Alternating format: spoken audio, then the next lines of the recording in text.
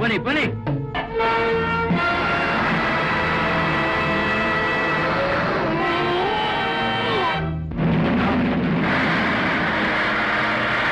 నెట్టుకోండిరా.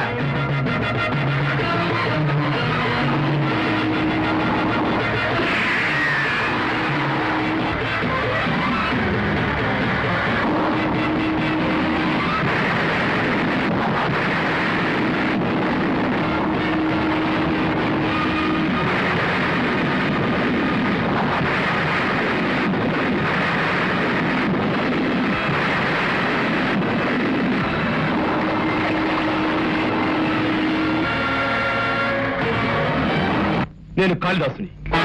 అప్పలనాయుడు దోషి అని నిరూపించే మొదటి సాక్ష్యాన్ని సంపాదించాను. మీరు వెంటనే బయలుదేరి అప్పలనాయుడు కొట్టుకురండి. నువ్వు అక్కడే ఉన్న, వెంటనే వస్తున్నా.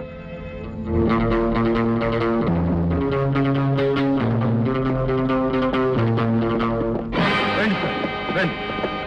చూడండి సార్, పేరుకు ప్రభుత్వ అనుమతితో అప్పలనాయుడు కొట్టు నడుపుతున్నా ఇందులో ఉన్న జంతు చర్మాలు, ఏనుగు దంతాలు దొంగతనంగా సేకరించింది. రామరామ ప్లేటు మారుస్తున్నాడు సార్.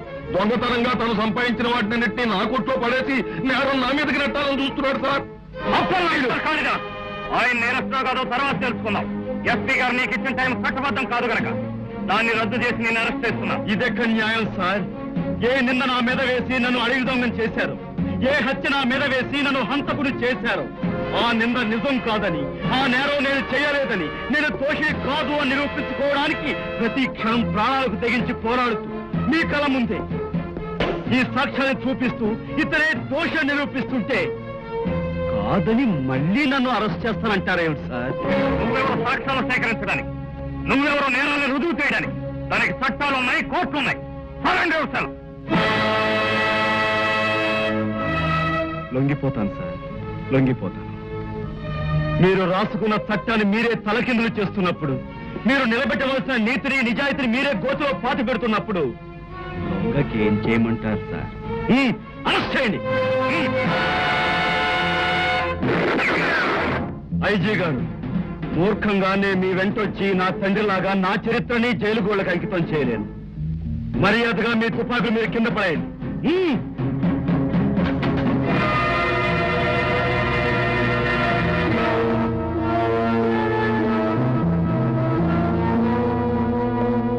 కొడుకా కొండల నాయుడు, ఫాదరే, మన సీజన్ షేక్ అవుతున్నట్టు లక్షణాలు స్పష్టంగా కనిపిస్తున్నాయి గనక చెక్కుముక్కుని వెంటనే పంపించి కాళిదాసును మనం బంధించామని గిరిజనులతో సహా వచ్చి రక్షించుకోమని వసుంధరకి తెలియజేసి వాళ్ళందరూ పాతాళ గృహానికి వచ్చే ఏర్పాటు చెయ్యి. అప్పలనాయుడు మనుషులు మీ అబ్బాయిని వెనుకపాటుగా దెబ్బతీసి సాయపడుతున్నారు, పాతాళంలో పడేస్తున్నారు. సంతా తెరవనని గుబులుగా ఉన్నది. సూర్యుడు, అమ్మగారు, నువ్వు సరోజతో వెళ్లి ఈ విషయం ఎస్పీ చౌదరి గారితో చెప్పిరా. నేను గిరిజనులతో వెళ్లి కాళిదాసు కాళికా పుత్రుడేనని నిరూపిస్తాను.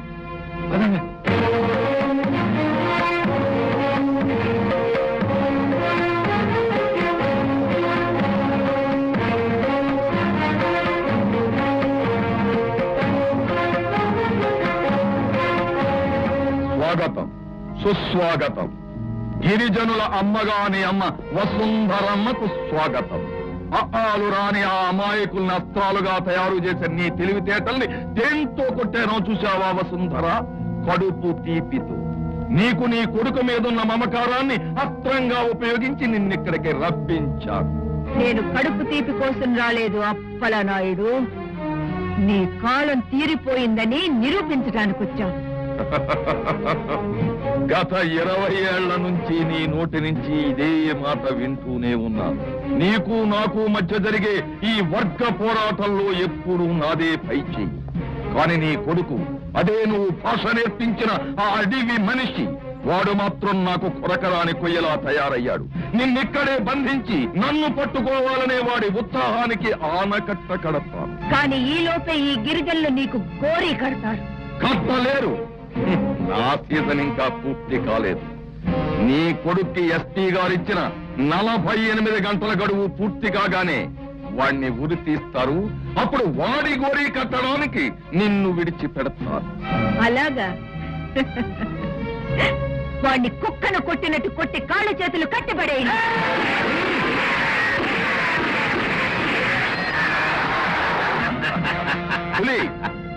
వసుంధరను బంధించి వీళ్ళందరినీ గుహలోకి తోయించు. ఇదేమిటి పెనుటి నాకు ఏడోరు చేస్తున్నారు. నా కులపోళ్ళకి అన్యాయం జరిగితే నా నల్లుకోను. నారు ఇవే బలవంత పెళ్ళామా, ఈ రోజుతో నీ శని విరగడ చేసుకోవాలనే నీ వేలుతో నీ వాళ్ళ కళ్ళే పొడిపించాను. దీని కూడా దోసేయండి రా గుహలోకి. నాయనా కొండలనాయుడు, ఫాదరే, నువ్వు అర్జెంటుగా మన సొరంగ మార్గం ద్వారా అడవిలోకి వెళ్ళి 48 గంటల పాటు వాడు నోరు మూసు కూర్చోకపోతే వాడి తల్లిని ఇక్కడ ఖండాలుగా నరికి కాకురికి గద్దలకి వేస్తానని ఆ కాళీగాడికి కబురందించాలి. అలాగే ఫాదరే. కాళీ, నీకు మాటలు నేర్పి నీ తల్లిని మా స్థావరంలో బంధించుంచాం. నువ్వు 48 గంటల్లోగా పోలీసులకు లొంగిపోకపోతే 49వ గంటలో నీ తల్లి మా చేతుల్లో చస్తుంది. ఇటు నీ శ్రేయోభిలాష్.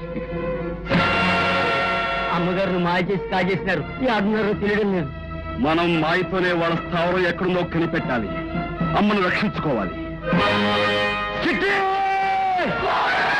నబుకి అందించావా కాగితం? ఎర్రాబు ఈసారి చదువుకునుంటాడు, గమ్మున కూకునుంటాడు. శాబాష్.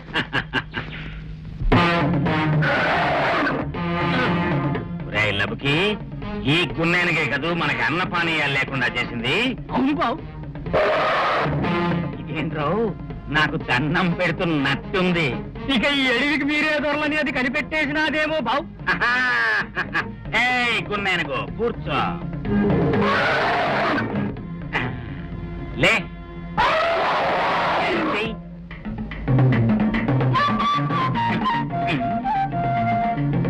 వస్తావా నాతో? లబుకి బావు, నువ్వు గూడానికి వెళ్ళి వాడిని ఒక కంట కనిపెట్టుండు. నేను దీన్ని ఫాదర్ దగ్గరికి తీసుకెళ్తాను. అట్లాగే బావు. రావే గున్నా, ఏంటి విశేషాలు? మీ అమ్మ నాన్న బాగున్నారా? అవును, మీరు ఎంతమంది బ్రదర్స్, ఎంతమంది సిస్టర్స్? అమ్మో, 10 మంది బ్రదర్స్, 8 మంది సిస్టర్స్. ఫ్యామిలీ ప్లానింగ్ ఉండదా మీ ఏనుగుల్లో? సరే, నువ్వు ఇక్కడే ఉండవే, నేను వెళ్ళి మా ఫాదర్ అని తీసుకొస్తాను.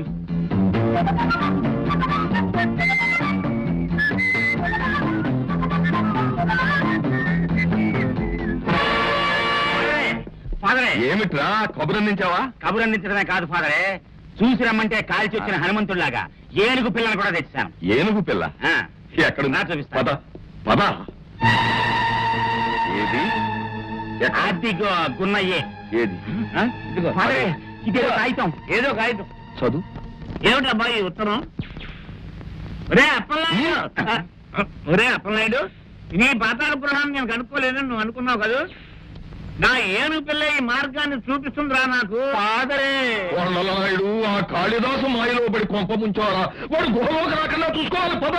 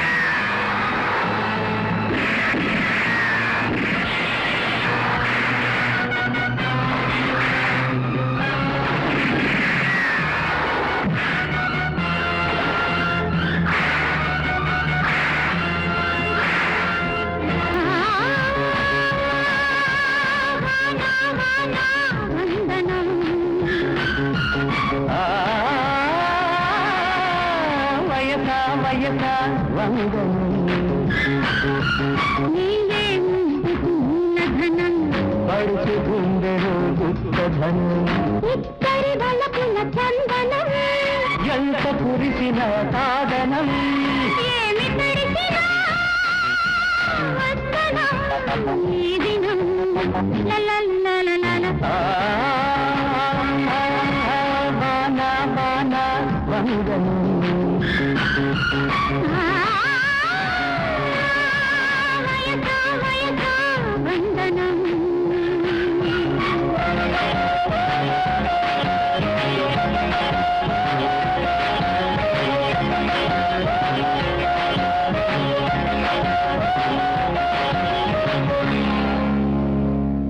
ఈ వీడియో మీకు నచ్చినట్లయితే లైక్ చేయండి, షేర్ చేయండి. ఇలాంటి మరిన్ని సరికొత్త సినిమా వీడియోల కోసం ఛానల్ని సబ్స్క్రైబ్ చేయండి. అలాగే ఇక్కడ ఉండే ఈ గంట సింబల్ని క్లిక్ చేయండి. మేము అప్డేట్ చేసే ప్రతి వీడియో నోటిఫికేషన్స్ మీకు వచ్చేస్తాయి.